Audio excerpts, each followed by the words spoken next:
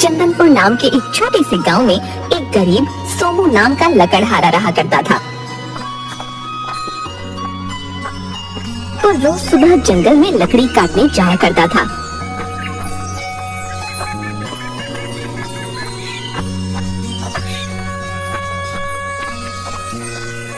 एक दिन, अरे भाई आज तो सारी लकड़ियों को काट ही दूंगा।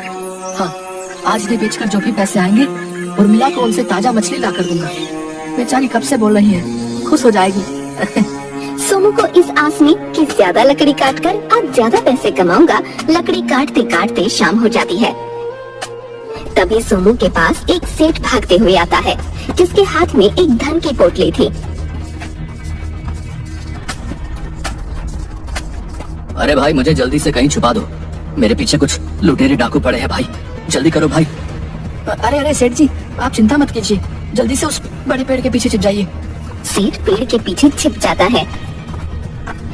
तभी वहाँ 4 लुटेरे डाकू आ जाते हैं। क्यों रे, क्या तूने यहाँ किसी सेठ को भागते हुए देखा है? बता हमें। नहीं नहीं डाकू महाराज, मैंने तो किसी भी सेठ को यहाँ से भागते नहीं देखा। तभी एक डाकू जो तोतला होता है, अले तो लक्कल हाले, तुम सच बोल रहे हो ना? उस सेठ के हाथों में एक दंत की तोतली भी थी।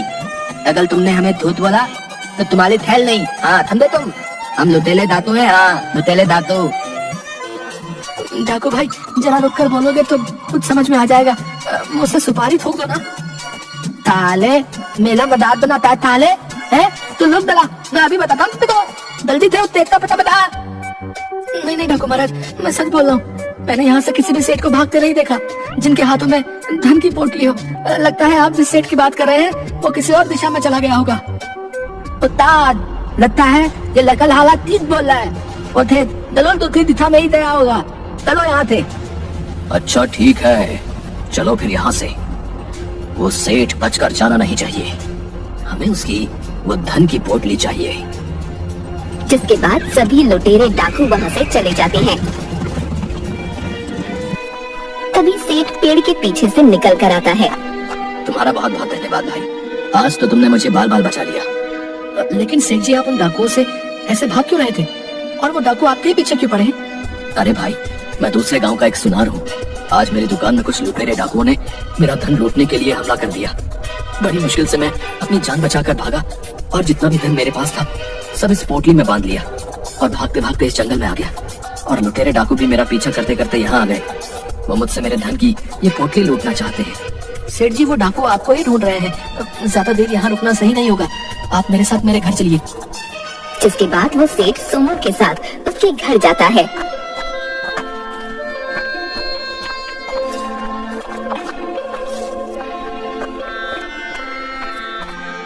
तभी सोमू की पत्नी सोमू से, अजी आ गए आप, मैंने आपसे कहा था ना मुझे आज मच्छी ही खानी है, और ये क्या आप किसे अपने साथ लाए हैं जी? तभी सोमू अपनी पत्नी को सारी बात बताता है। तभी उसकी पत्नी सेठ के हाथों में धन की पोटली देखती है और उसके मन में उस धन की पोटली को लेकर लालच आ जाता है। अरे वाह, इस सेठ के धन की पोटली में तो बहुत धन लगता है, अगर ये धन मेरे हाथ आ जाए तो कितना अच्छा होगा ना।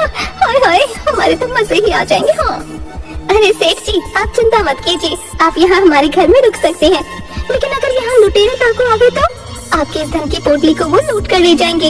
आप अपनी इस धन की पोटली को मुझे दे दीजिए, मैं इसे संभाल कर रख देती हूँ, न जाने कब यहाँ डाकू आ जाए।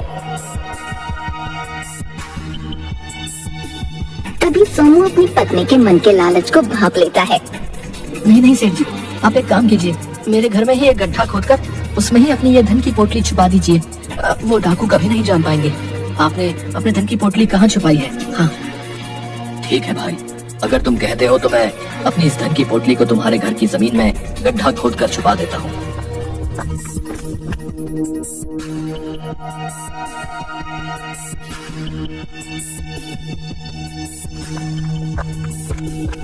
सेठ जी अब आप आराम कीजिए। तभी सेठ की आंख लग जाती है और वो सो जाता है। सोमू सेठ की धन की पोटली जिस जगह छुपाई थी वहाँ खड़ा रखवाली करने लगता है। अरे अगर डाकू आ गए तो सेठ के साथ साथ मैंने जो जमा पूंजी लकड़ी बेचकर वर्षों में जमा की है वो भी चली जाएगी। नहीं नहीं, मैं ये नहीं होने दे सकता। जिसके बाद सोमू एक पोटली में अपना धन वहीं जंगल में छुपा देता है जहाँ वो लकड़ियाँ काटा करता था। वहीं जमीन में गड्ढा खोदकर वो धन उसमें छुपा देता है और वापस अपने घर आ जाता है।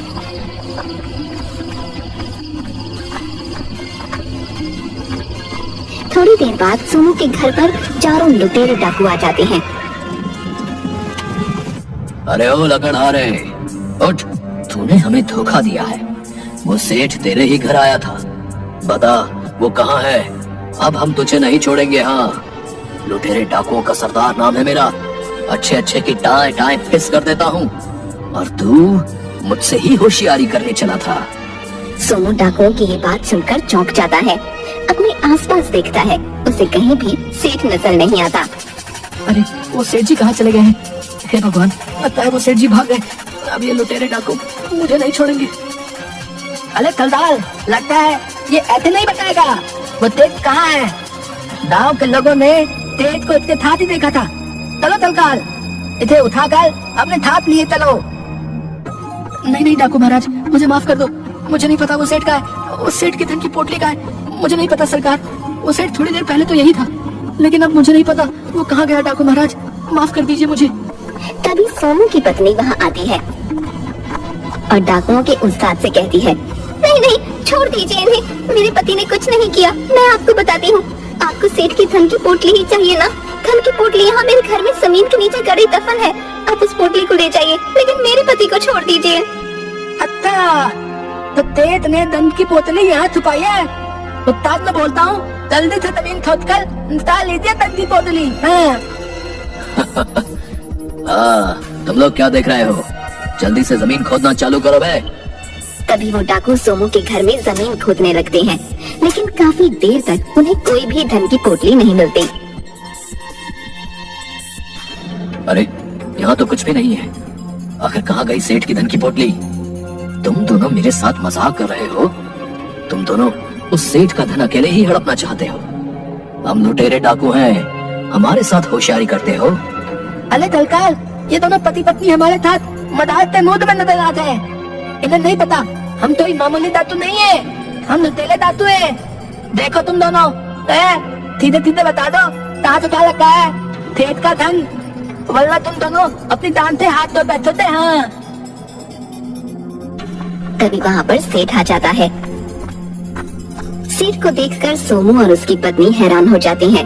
अच्छा हुआ सेठ तुम ही यहाँ आ गए, वरना हमारे उस्ताद तुम्हें कहीं से भी ढूंढ निकालते हैं। डाकू महाराज, आप इन दोनों मासूम पति पत्नी को छोड़ दीजिए।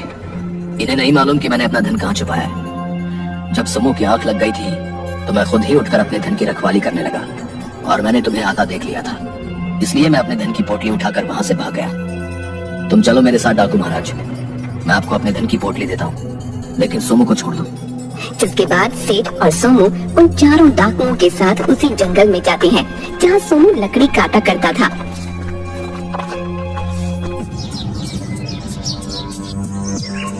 ओए सेठ, खट्टर बता कहाँ छुपाई है तुमने धन की पोटली? जल्दी बता, दिमाग की छोटी बत्तल बताया वहाँ।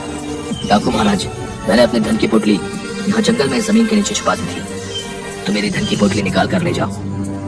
सोमू सेठ की ये बात सुनकर बहुत हैरान हो जाता है, क्योंकि ये तो वही जगह है जहाँ पर सोमू ने अपना धन छुपाया था। अच्छा, हमसे होशियारी करता है? हम लुटेरे डाकू हैं। हाँ सेठ, अब देख, हम तेरा सारा धन ले जाएंगे। तभी डाकू जंगल में जमीन खोदकर वो धन की पोटली निकालते हैं।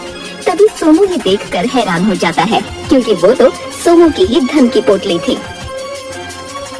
हे भगवान, ये तो मेरी ही वर्षों की जमा पूंजी से जमा किया हुआ धन है, लेकिन सेठ इसे अपना धन क्यों बता रहा है? हे भगवान, अब मैं क्या करूंगा? इस सेठ ने तो मेरे साथ धोखा किया है। हाय हाय, अब तो मेरे पास कुछ भी नहीं बचेगा। अरे वाह वाह, हमें तो माल मिल गया। देखो तलकाल, ये रहा तेल का टना। हाँ। अरे हाँ, चलो यहाँ से। इतना धन तो हमारे लिए पर्याप्त है। आखिरकार हमने सेठ का धन लूट ही लिया। हाँ। जिसके बाद वो डाकू वहाँ से सेठ के धन की पोटली लेकर चले जाते हैं।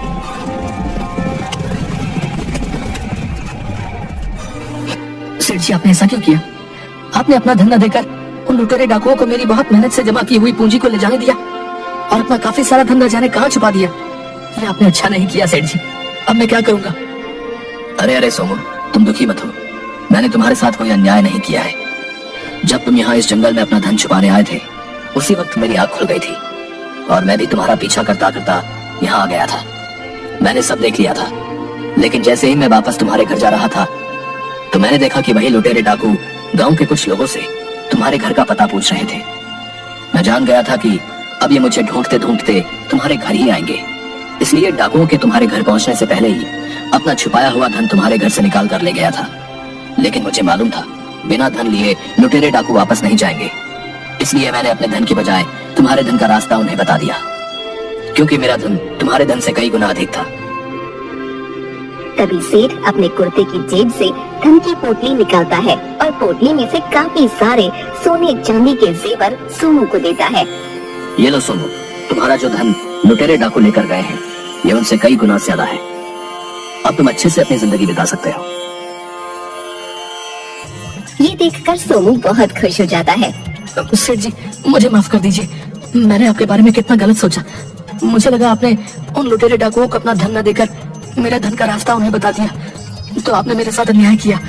लेकिन आपने तो मुझे ये सोने चांदी के जेवर देकर मेरी नैया ही पार लगा दी है। आपका बहुत बहुत धन्यवाद सेठ जी। आपने अपनी सूझबूझ से उन लुटेरे डाकुओं को अच्छा बेवकूफ बनाया है।